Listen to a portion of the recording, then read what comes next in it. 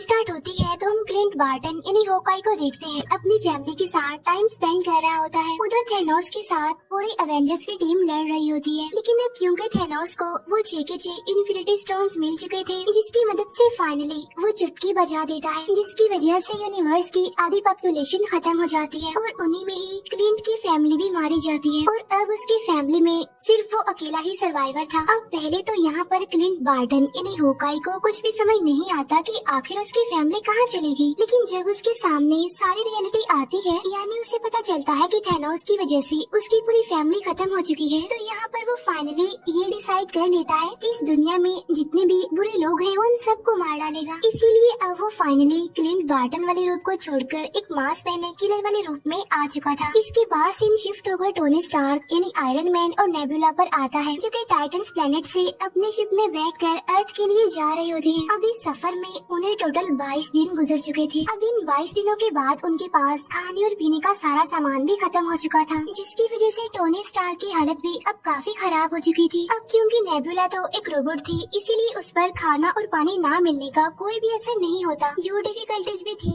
वो सारी Tony Stark को ही फेस करनी पड़ रही थी। इसीलिए टोनी स्टार्क अब पूरी तरह से हिम्मत हार चुका था और तब वो मरने के लिए अपनी चेयर पर जाकर बैठ जाता है और अपनी मौत का इंतजार करता है। लेकिन ठीक उसी टाइम वहाँ पर एक मिरेकल हो जाता है, और वो ये कि उसके सामने आ जाती है कैरल डैनवर्स यानी कि कैप्टन मार्वल। अब जैसे ही कैरल को उनका शिप दिखाई देता है तो वो उनकी हेल्प करने के लिए आगे बढ़ती है। इसके बाद वो उनके शिप को अर्थ पर ले आती है, क्योंकि कैप्टन मार्वल भी बहुत ही ज्यादा इम्पोर्टेंट और पावरफुल कैरेक्टर है। फिर हमें दिखाया जाता है कि जब थेनोस ने इन्फिनिटी स्टोन्स मिलने पर चुटकी बजाई थी, तब सभी लोग राख में बदलकर खत्म हो रहे थे। लेकिन उसी टाइम निक फ्यूरी ने अपने डिवाइस से कैप्टन मार्वल को एक मैसेज भेजा था। तब उस मैसेज के मिलते ही कैप्टन मार्वल अर्थ की तरफ आने लगती है, लेकिन इसी दौरान उसे वहाँ पर टोनी स्टार्क का शिप दिखाई देता है, तो इसीलिए वो स्पेसशिप को भी अर्थ पर ले आती है। कैरल को अर्थ पर आने के बाद थेनोस के बारे में सारी इन्फॉर्मेशन मिल जाती है, और जब उसे ये पता चला कि थेनोस बहुत ज्यादा पावरफुल है, तो उसने सभी एवेंजर्स को एक आइडिया दिया कि हम क्यों ना सारे इन्फिनिटी स्टोन्स को जमा करें और वापिस से इसी टाइमलाइन में आकर उन सारे इन्फिनिटी स्टोन्स का यूज करें, जिससे होगा ये कि सारे मरे हुए लोग वापस आ जाएंगे और साथ साथ हम थेनोस का भी खेल खत्म कर सकेंगे। ठीक उसी टाइम पर उन्हें अपने सिस्टम से एक खास किस्म की इन्फॉर्मेशन मिलती है, जहाँ पर रॉकेट उन्हें बताता है कि जब थेनोस ने चुटकी बजाई थी तो पूरे यूनिवर्स में एक ऐसी वेव यानी लहर फैली थी जो कि आज से पहले कभी भी नहीं देखी गई। और बिल्कुल ऐसा ही 2 दिन पहले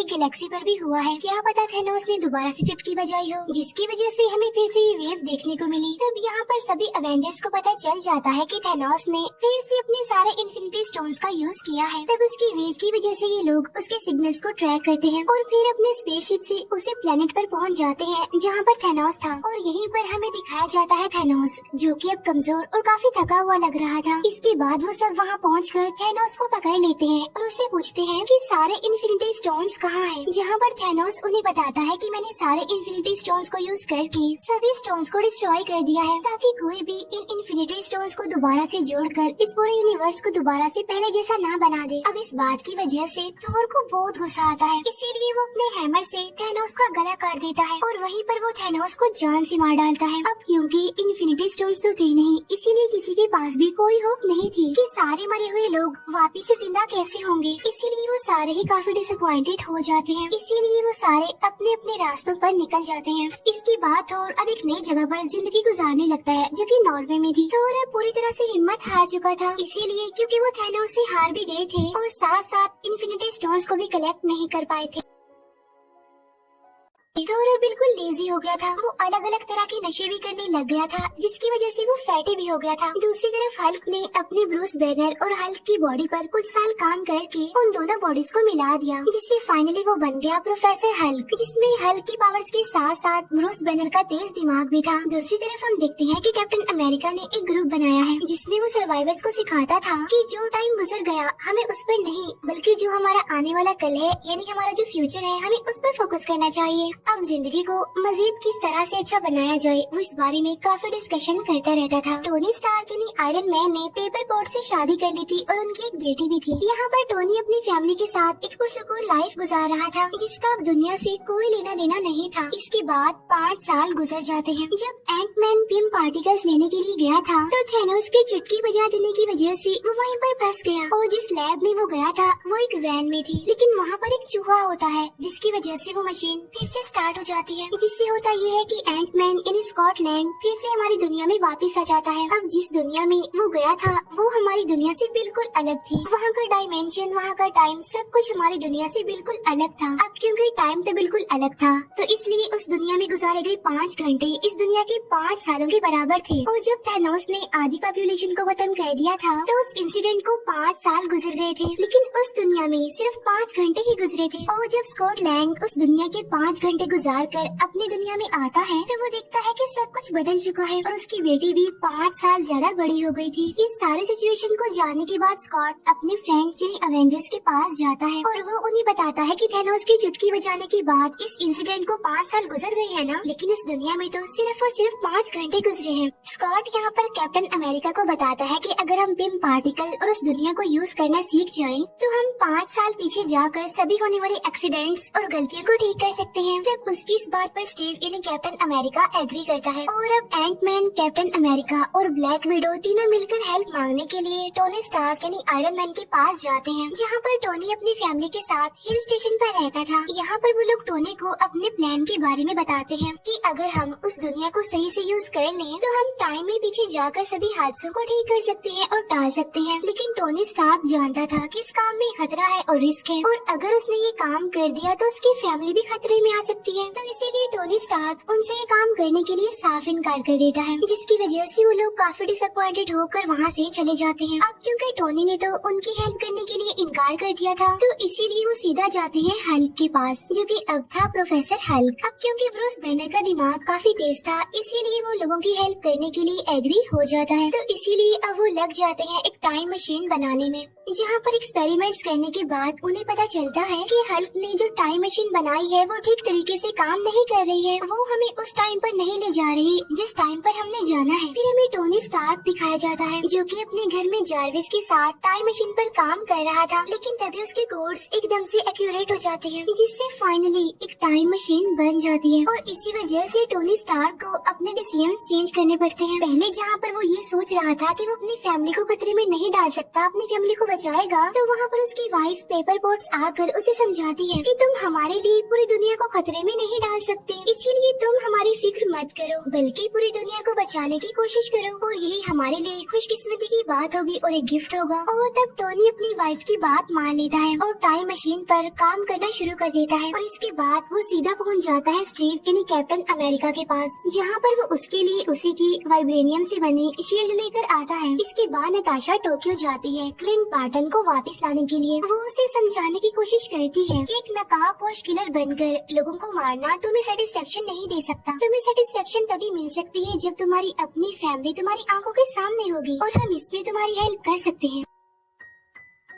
इसके बाद रॉकेट और हल्क नॉर्वे पहुंचते हैं, जहाँ पर थॉर होता है। थॉर को देखकर ऐसा लग रहा था कि अब वो किसी भी काम का नहीं रहा, क्योंकि वो काफी लेजी होने के साथ साथ काफी फैटी हो गया था और अब उसका इन लड़ाइयों से कोई कनेक्शन नहीं रहा। लेकिन वो लोग उसे समझाते हैं और उसे कहते हैं कि अगर ये टाइम मशीन काम कर गई तो तुम थैनोस से अपना पुराना बदला ले सकती हो और साथ ही हम यूनिवर्स से खत्म हुए लोगों को दोबारा जिंदा भी कर सकते हैं। अब थॉर उनकी इस बात पर एग्री करता है और उनके साथ मिल जाता है और इसके साथ ही टाइम मशीन की टेस्टिंग स्टार्ट हो जाती है, जहाँ पर अवेंजर्स यानी सुपर हीरोज अलग अलग ग्रुप्स में अलग अलग टाइमलाइन के साथ अलग अलग जगहों पर जाने के लिए सेपरेट हो जाते हैं। इसके बाद हम देखते हैं कि Tony Stark, Hulk, Ant Man और कैप्टन अमेरिका 2012 के टाइम में पहुँच जाते हैं, जहाँ पर न्यूयॉर्क में वॉर चल रही थी। 2012 के टाइमलाइन के अकॉर्डिंग वहाँ पर 3 इन्फिनिटी स्टोन्स मौजूद थे, जिनमें एक था टाइम स्टोन, एक था स्पेस स्टोन और एक था माइंड स्टोन। माइंड स्टोन वही जो थैनोस ने खुद लोकी को दिया था। अब टोनी और एंट मैन स्पेस स्टोन को को लेने के लिए एवेंजर्स टावर चले जाते हैं, लेकिन वहाँ जाकर एक गड़बड़ हो जाती है, जहाँ पर हल्क आकर उनका काम खराब कर देता है, क्योंकि उनके हाथ से स्पेस स्टोन निकल जाता है और स्पेस स्टोन को लोकी अपने साथ लेकर चला जाता है। दूसरी तरफ कैप्टन अमेरिका का सामना होता है स्टीव रॉजर यानी अगले कैप्टन अमेरिका से। यहाँ पर कुछ टाइम के लिए उन दोनों के बीच फाइट होने लगती है, लेकिन फाइनली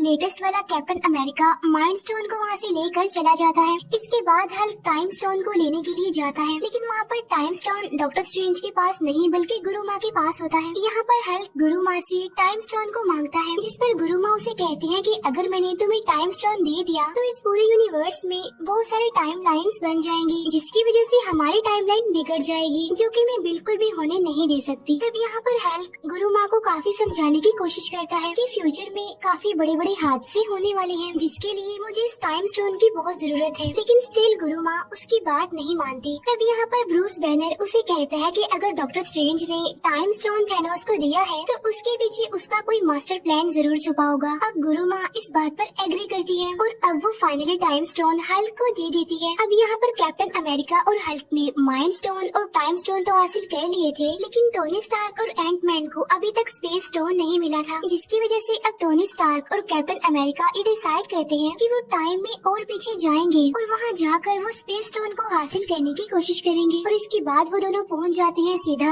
1970 के टाइम लाइन में, जहाँ पर हम टोनी स्टार्क के फादर को देखते हैं। यहाँ पर टोनी अपने फादर से मिलकर काफी खुश होता है, साथ साथ वो वहाँ से स्पेस स्टोन हासिल करने में भी कामयाब हो जाता है। लेकिन अब क्योंकि कैप्टन अमेरिका भी वहाँ पर मौजूद होता है तो इसीलिए वहाँ पर उसे पिम पार्टिकल्स भी नजर आ जाते हैं, तो इसीलिए वो पिम पार्टिकल्स को भी लेकर अपने रियल वाले टाइम लाइन में आ जाते हैं वापस। इसके बाद थॉर और रॉकेट पहुँच जाते हैं 2013 के टाइम लाइन में, जहाँ पर उन्होंने रियलिटी स्टोन लेना था जो कि जेन फॉस्टर की बॉडी में था, तो इसीलिए वो दोनों जेन फॉस्टर के लोकेशन पर चले जाते हैं। वहाँ पर जाकर थॉर अपनी मदर से मिलता है। यहाँ पर वो अपनी मदर को सारी बात समझाने की कोशिश करता है। अब क्योंकि थॉर की मदर एक जादूगरनी थी, इसीलिए वो फ्यूचर देखकर थॉर की सारी डिफिकल्टीज समझ चुकी थी और इसीलिए वो थॉर को समझाने की कोशिश करती है कि तुम्हें परेशान होने की कोई जरूरत नहीं है, क्योंकि जो कुछ भी होगा अच्छा होगा। और ठीक उसी टाइम पर थॉर अपना हाथ आगे करता है, जहाँ पर उसका हैमर भी अब उसके पास आ चुका था। वहीं रॉकेट भी जेन फॉस्टर की बॉडी से रियलिटी स्टोन हासिल करने में कामयाब हो गया था, इसीलिए वो दोनों वापिस से अपनी टाइम लाइन में आ जाते हैं। इसके बाद हमें दिखाए जाते हैं क्लिंट बार्टन यानी हॉकाई और ब्लैक विडो, जो कि 2014 के टाइम लाइन में आते हैं और यहाँ पर वो सोल स्टोन हासिल करने के लिए आए थे, जहाँ पर वो मिलते हैं रेड स्कल से। यहाँ पर रेड स्कल सोल स्टोन के लिए उन्हें बताता है कि ये स्टोन हमेशा सोल के बदले सोल मांगता है और अगर तुम सोल स्टोन को पाना चाहते हो तो तुम्हें एक सोल को सेक्रीफाइस करना पड़ेगा। अब यहाँ पर वो दोनों समझ जाते हैं कि अगर उन दोनों में से कोई एक खुद को सेक्रीफाइस नहीं करेगा तो वो सोल स्टोन हासिल नहीं कर सकेंगे। अब यहाँ पर वो दोनों एक दूसरे को बचाने के लिए अपनी ही जान सेक्रीफाइस करने के लिए भी तैयार थे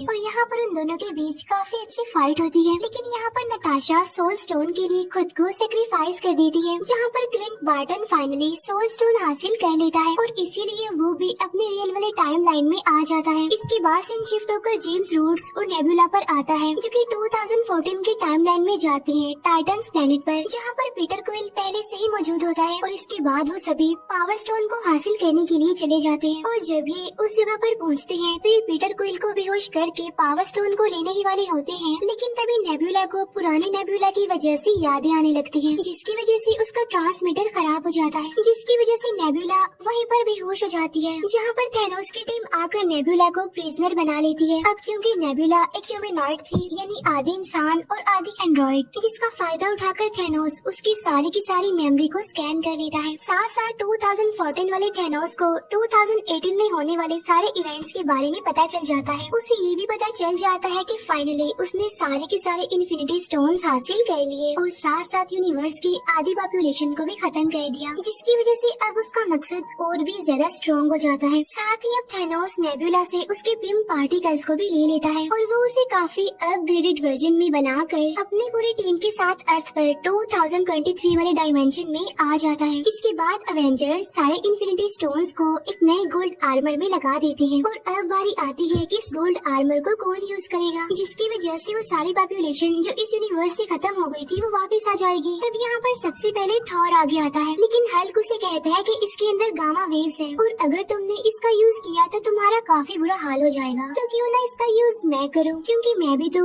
गामा वेव से ही बना हूँ। इसके बाद हल्क उस गोल्ड आर्मर को पहनता है और चुटकी बजा देता है, लेकिन यहाँ पर हल्क की हालत काफी खराब हो जाती है। अब हालांकि थैनोस ने भी सारे इन्फिनिटी स्टोन्स को हासिल करने के बाद ही गोल्ड आर्मर को यूज किया था, लेकिन उसे तो कुछ भी नहीं हुआ था। लेकिन यहाँ पर हल्क के साथ ऐसा इसलिए हुआ था क्योंकि थैनोस हल्क की निस्बत काफी ज्यादा पावरफुल था और यही वजह होती है कि हल्क की यहाँ पर काफी बुरी हालत हो जाती है। लेकिन वो सारी पॉपुलेशन जो यूनिवर्स से खत्म हो चुकी थी अब वो वापस आने लगी थी। तब इस बात की वजह से वो सारे अवेंजर्स काफी खुश होते हैं, लेकिन उनकी ये खुशी ज्यादा टाइम तक टिक नहीं पाती, क्योंकि तब थैनोस भी अपने शिप और अपनी पूरी टीम के साथ रियल टाइम यानी 2023 में पहुंचकर उन लोगों की लोकेशन को बॉम्ब से उड़ा देता है, जिसकी वजह से वहाँ पर काफी बड़ा ब्लास्ट हो जाता है और वहाँ पर सब कुछ डिस्ट्रॉय हो जाता है। साथ साथ थैनोस भी काफी गुस्से में था और इस बार वो चाहता था कि वो सारे इन्फिनिटी स्टोन्स को हासिल करके आधी पॉपुलेशन नहीं बल्कि इस पूरे यूनिवर्स की सारी पॉपुलेशन को ही खत्म कर दे और उसके बाद वो एक नया यूनिवर्स बनाए जहाँ पर सब लोग थैनोस को अपना गॉड समझे, उसे माने और उसे सबसे ज्यादा इम्पोर्टेंस दे। और यहाँ पर इस मूवी की सबसे जबरदस्त फाइट शुरू हो जाती है। अब यहाँ पर बहुत अच्छे अच्छे सीन्स हमें देखने को मिलते हैं, क्योंकि थैनोस की टीम और अवेंजर्स यानी हमारे सुपर हीरो एक दूसरे के आमने सामने आकर मुकाबला करते हैं। यहाँ पर बार्टन उस गोल्ड आर्मर को लेकर भागता है। इसके बाद हमें दिखाया जाता है कि कैप्टन अमेरिका हैमर ले लेता है और इसके बाद वो थैनोस से लड़ाई करने लगता है। अब यहाँ पर हम कैप्टन अमेरिका और थैनोस के बीच एक काफी जबरदस्त फाइट देखते हैं, लेकिन थैनोस के आगे टिकना कोई आसान बात नहीं है, क्योंकि थैनोस उन सबसे ज्यादा पावरफुल था। अब यहाँ पर थैनोस की टीम अवेंजर्स पर भारी पड़ रही थी, इसीलिए सभी हीरोज हार मानने के करीब थे। लेकिन उसी टाइम पर 5 साल पहले लड़ाई करने वाले सारे अवेंजर्स और सुपर हीरोज उनकी हेल्प करने के लिए आ जाते हैं, जहाँ पर पहले तो आगे आती है ब्लैक पैंथर की टीम।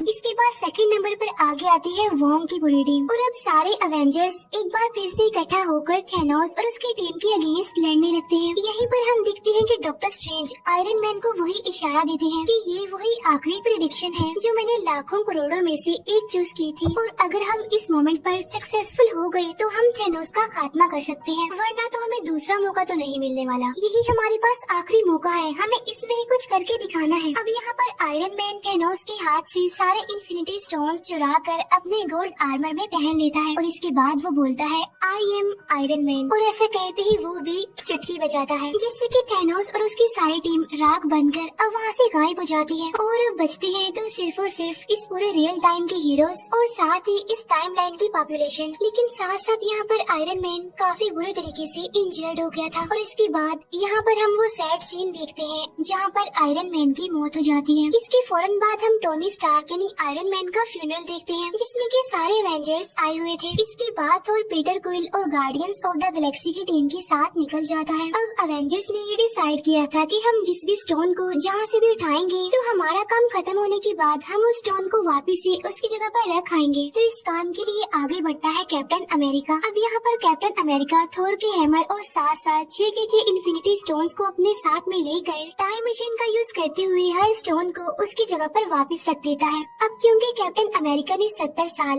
बर्फ में गुजारे थे तो इसीलिए उसने अपनी जिंदगी को ठीक से नहीं जिया था, तो इसीलिए वापस से वो अपनी 1945 की टाइमलाइन में आकर अपने साथियों के साथ अपनी बाकी की जिंदगी गुजारता है। और जब उसका लास्ट मोमेंट आता है तो वो रियल टाइम यानी 2023 के डायमेंशन में आकर अपने साथी यानी फैल्कन को अपनी खास शील्ड देकर कहता है कि अब से यहाँ के कैप्टन अमेरिका तुम ही हो। और यहीं पर ये मूवी दी एंड हो जाती है। Thank you for watching.